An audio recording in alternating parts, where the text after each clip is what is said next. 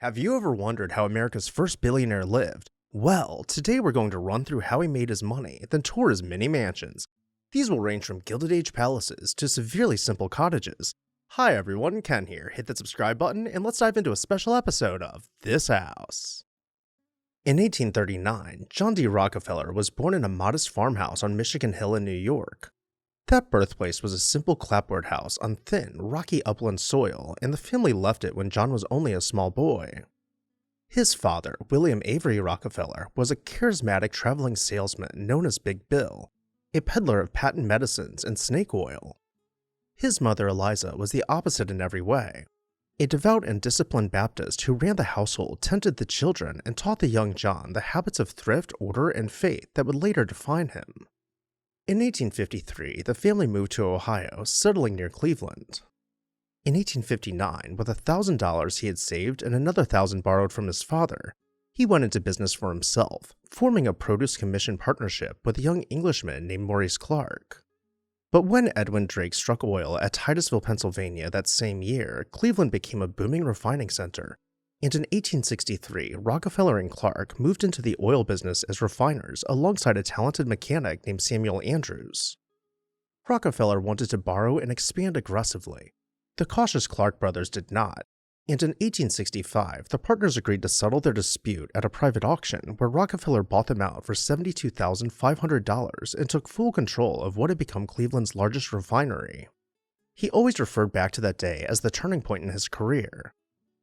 In 1864, he married Laura Celestia Spellman, known to everyone as Setty, a schoolteacher and abolitionist daughter he had met in Cleveland. In 1870, Rockefeller and his associates incorporated the Standard Oil Company, and from that moment, his ambition was nothing less than to bring order, in his own mind at least, to the chaotic oil trade by controlling as much of it as he could. What followed made him both admired and feared. In the winter of 1872, he used a secret alliance with the railroads called the South Improvement Company to pressure his rivals, and during a 6-week span in February and March of that year, he acquired 22 of his 26 Cleveland competitors in an episode remembered as the Cleveland Massacre. He negotiated secret railroad rebates, built pipelines, and controlled his own barrels and plumbing, and folded competitor after competitor into his holdings. On January 2, 1882, he brought his sprawling empire together as the Standard Oil Trust when a group of investors signed the Standard Oil Trust Agreement, pulling dozens of companies under a small board of trustees.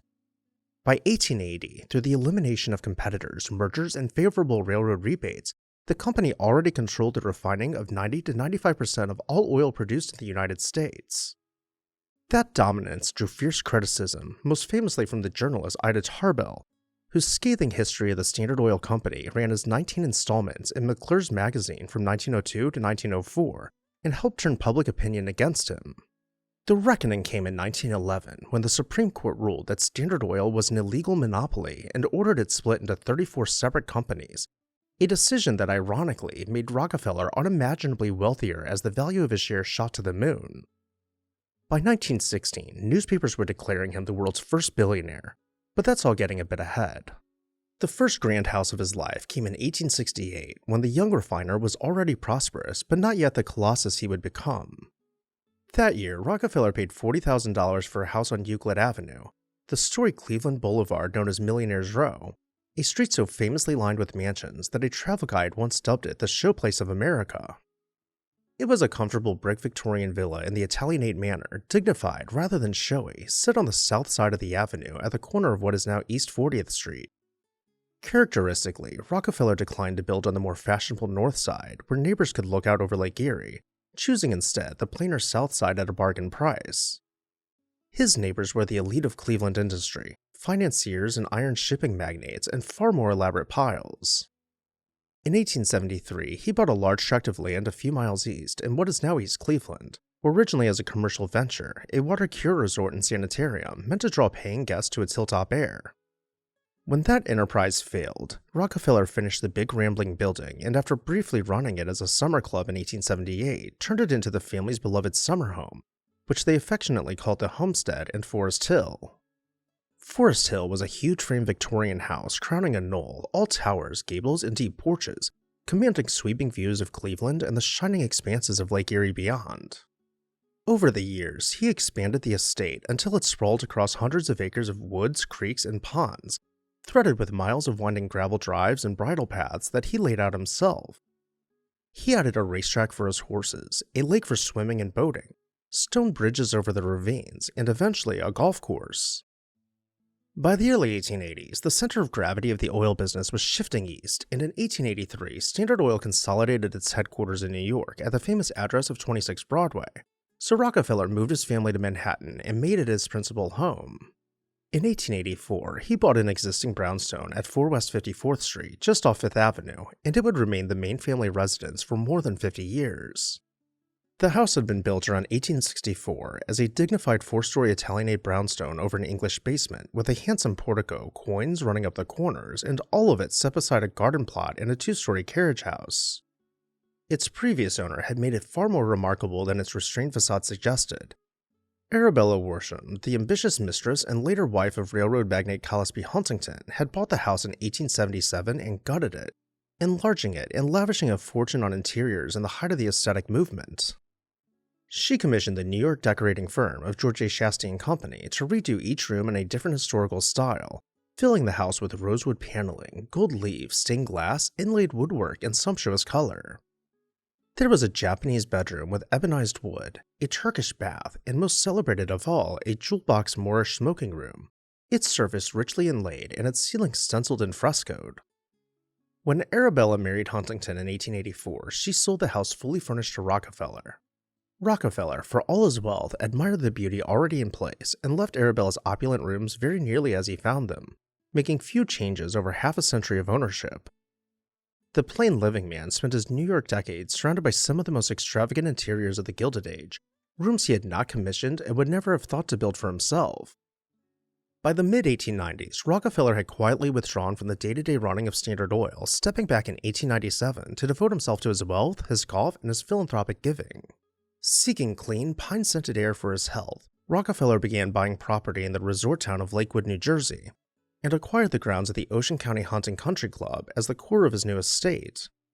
He used the place as a spring and autumn retreat, and the house that anchored it, a comfortable 26-room residence set among the trees, became known simply as the Golf House. Rockefeller's true passion at Lakewood, though, was not the building, but the landscape, and he set about transforming the flat New Jersey ground into a personal arboretum.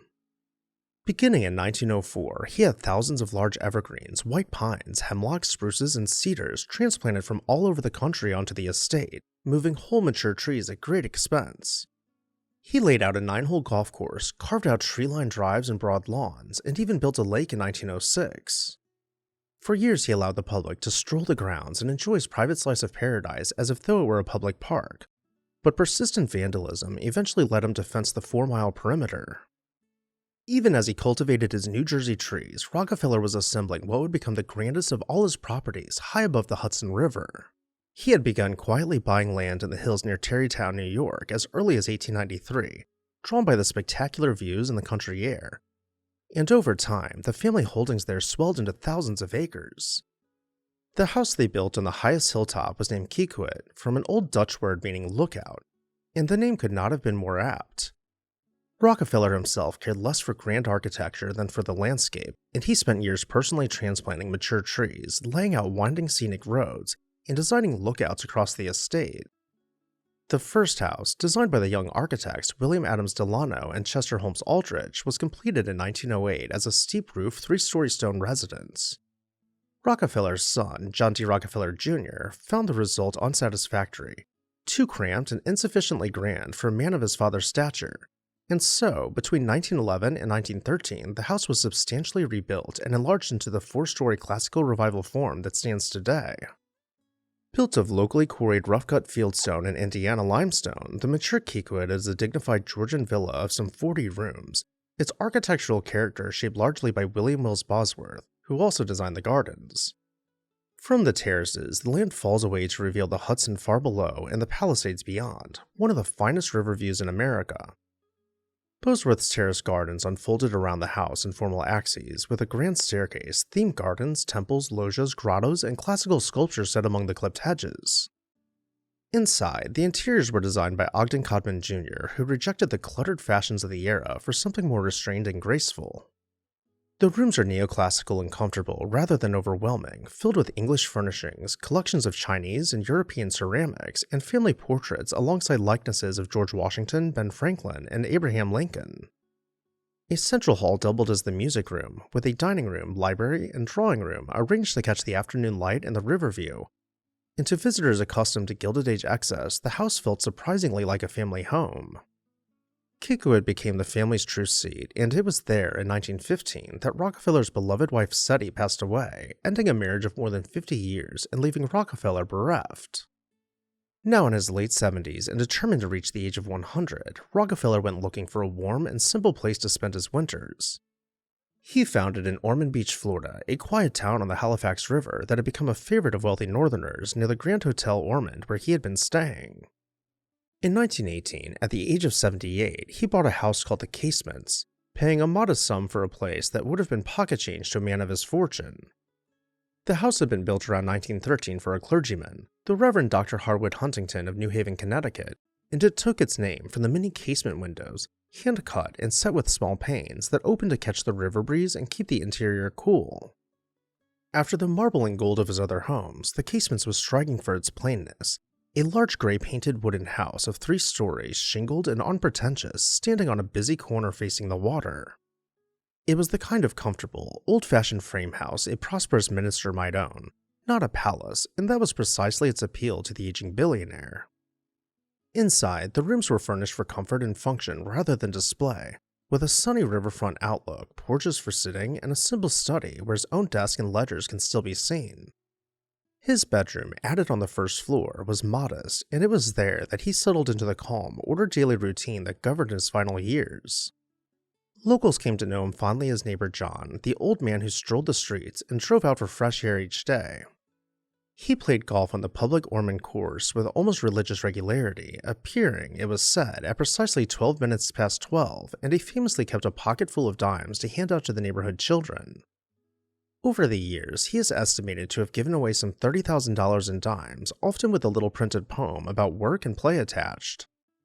In this plain wooden house, more than anywhere else, the arc of his long life came full circle.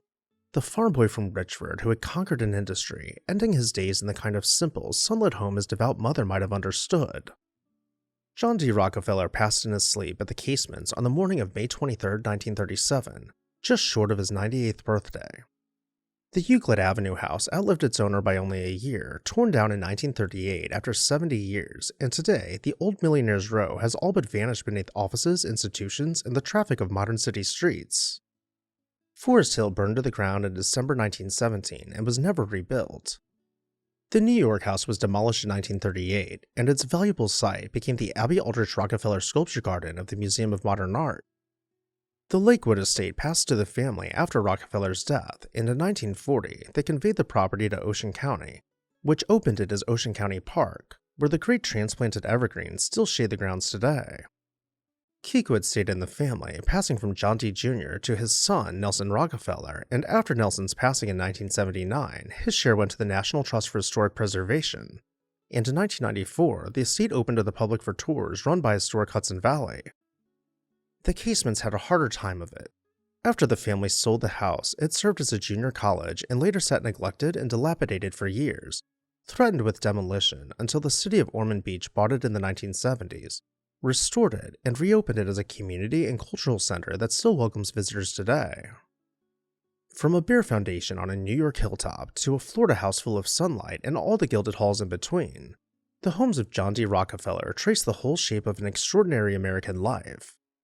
He built an empire that made him at once the richest man in the world and one of the most reviled, and yet the house he chose for his final years was the plainest of them all, as if, at the very end, the farm boy had simply come home.